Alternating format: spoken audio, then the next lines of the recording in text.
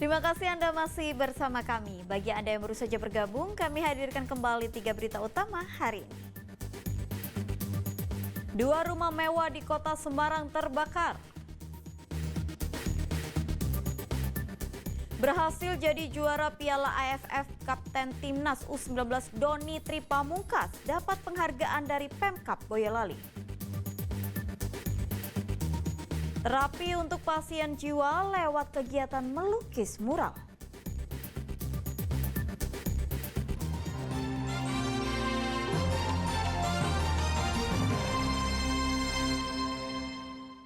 Warga desa Panunggalan di Purbalingga menggelar sedekah hasil bumi.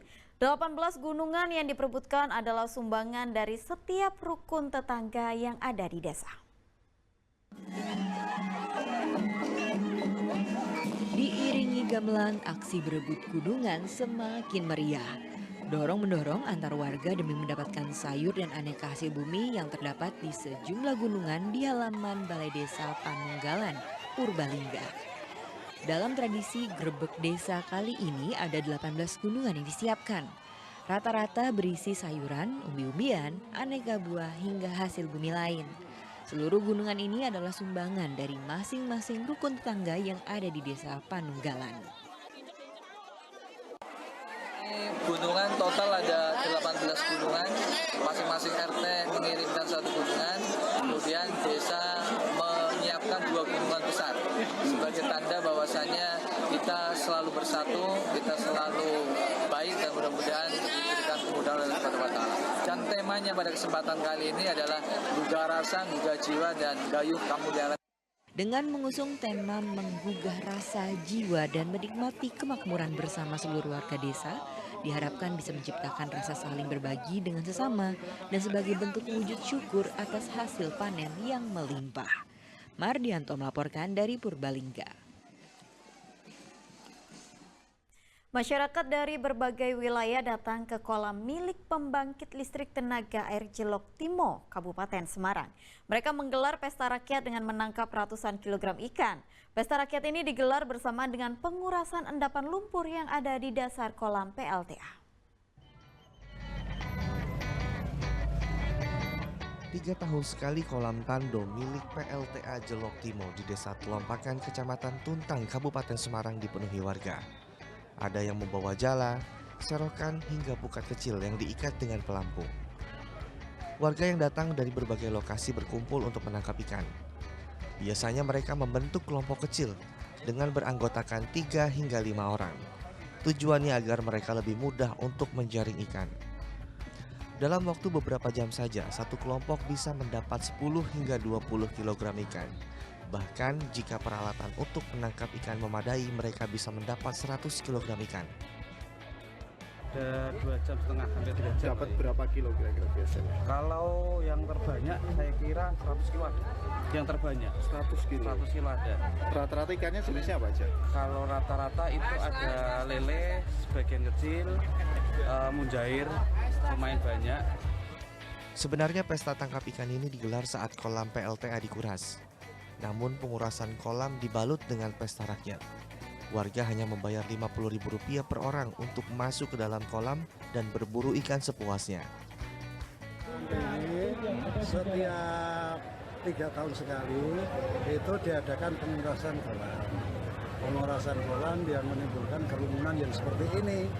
Namanya istilahnya pesta rakyat. Pesta rakyat di KTH ini. KTH itu kolam tanduk harian PLN PLTA Timur. Masuk ini dari tiket masuknya Rp50.000. Ambil ikan sepuasnya? Ya, dari ikan sepuasnya. Ikan yang sudah ditangkap tidak hanya untuk dikonsumsi sendiri. Banyak warga yang menjual ikan hasil tangkapan kepada pengunjung PLTA. Untuk harga ikan yang dijual cukup bervariasi, mulai dari Rp50.000 hingga Rp100.000 per ikat dengan berat 5-7 kg. Yulianto melaporkan dari Kabupaten Semarang. Sudah jarang diketahui sejumlah permainan atau dolanan tempo dulu jadi kurikulum belajar di sekolah. Di SMA Negeri 2 Kota Tegal, siswa kelas 7 tak belajar secara teori, tetapi juga mencoba beragam permainan tradisional di halaman sekolah.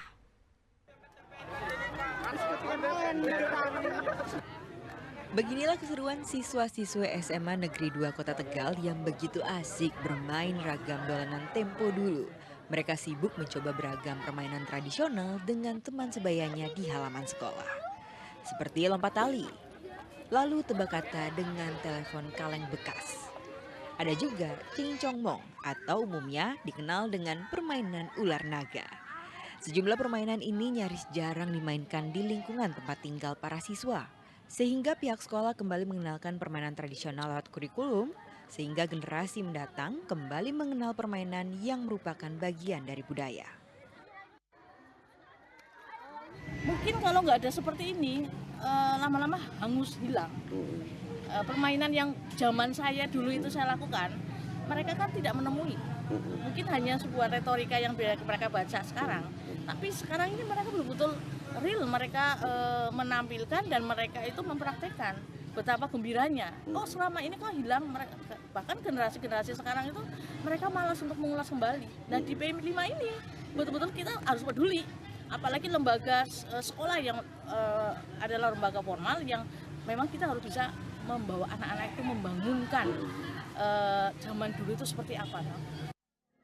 Salah satu pelajar kelas 7 sangat menikmati permainan tradisional. Sebut saja Simbar yang sedang ia mainkan bersama teman-temannya. Bermain sulap-sulap, permainannya seru, terus juga kerjasama dan juga seru deh Pak. Gitu. Terus ini permainannya harus bisa dikembangkan lagi dan semua anak-anak juga harus tahu supaya budaya ini tidak akan terus hilang. Kalau di rumah sering main ceplok-ceplok sungai? Sebenarnya jarang sih Pak, karena satu karena teman juga kurang banyak, jadi sulit untuk mengumpulkan anak-anak biar bisa main bareng. Budayawan Pantura yang ikut mengenalkan beragam permainan tradisional ini mengatakan pentingnya mengenalkan permainan tempo dulu karena dalam proses bermain ada kebahagiaan yang muncul jika bermain bersama-sama. Hal itu yang jarang ditemukan dalam permainan masa kini yang cenderung individu. Coba ada suasana guyon, egaliter, ada kecerdasan estetik, kinestetik, sangat ini. Lihat di jamuran, ada pertanyaan. Lihat di lompat tali, lihat di ciblak-ciblak suang. Yang menonjol adalah semensap, keguyuban, kebersamaan.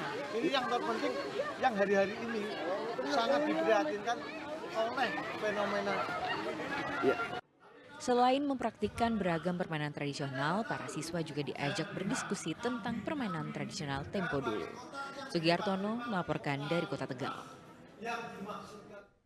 Siapa yang menyangka jika media lukis ternyata bisa jadi metode terapi rehabilitasi sosial. Di Kota Semarang, sejumlah pasien dengan gangguan jiwa berpartisipasi melukis di tembok gerbang masuk RSJ. Seperti apa hasil lukisan mural mereka? Berikut liputannya untuk Anda. Kreativitas menembus batas, seperti lukisan yang sedang Anda lihat ini. Siapa yang menyangka jika ini adalah buah karya dari pasien dengan gangguan jiwa di Rumah Sakit Jiwa daerah Dr. Amino Gundo Hutomo, Kota Semarang. Dibimbing komunitas Semarang Sketchwalk, para pasien menggoreskan kuas dengan aneka warna di tembok sisi kiri gerbang masuk rumah sakit. Kegiatan melukis mural ini adalah salah satu metode terapi rehabilitasi sosial untuk pasien jiwa. Untuk mengikuti kegiatan ini, para pasien jiwa terlebih dulu dinilai kemampuan dan minat bakatnya di bidang seni. Salah satu bentuk kegiatan rehabilitasi sosial yang dilakukan di Amin Hospital ini adalah menyalurkan minat bakat dari pasien, utamanya dalam kegiatan seni, yaitu kegiatan seni melukis yang dituangkan dalam bentuk lukisan yang ada di tembok-tembok yang ada di Amin Hospital ini. Tentu saja kami ingin menyampaikan kepada masyarakat luas bahwa pola rehabilitasi atau pola pelayanan kesehatan di Amin Hospital untuk pasien-pasien dengan gangguan jiwa, bukan hanya terkait dengan farmakologi, tapi juga dengan pola-pola rehabilitasi sosial seperti yang saat ini kita lakukan. Dengan mengusung tema kebahagiaan, komunitas yang ikut meramaikan kegiatan ini berharap para pasien jiwa bisa melepaskan kreativitasnya melalui lukisan. Mengambil tema kebahagiaan, jadi supaya mereka itu mempunyai rasa bahagia dalam berkarya. Jadi ada warna-warna yang indah dan kita bebaskan juga mereka untuk berkreasi, memilih warna yang apa. Kita hanya mengarahkan ini gambarnya ini apa gitu. Antusias bagus, ketertarikan mereka bagus dan bisa berinteraksi dengan kami juga mereka, dan bahkan ada yang mereka punya kemauan sendiri, oh ini warnanya ini warnanya hijau, gradasi dan lain-lain. Selain sebagai metode terapi, melukis di tembok juga untuk menyambut Hari Kemerdekaan Republik Indonesia. Ali Muftagirin melaporkan dari Kota Semarang.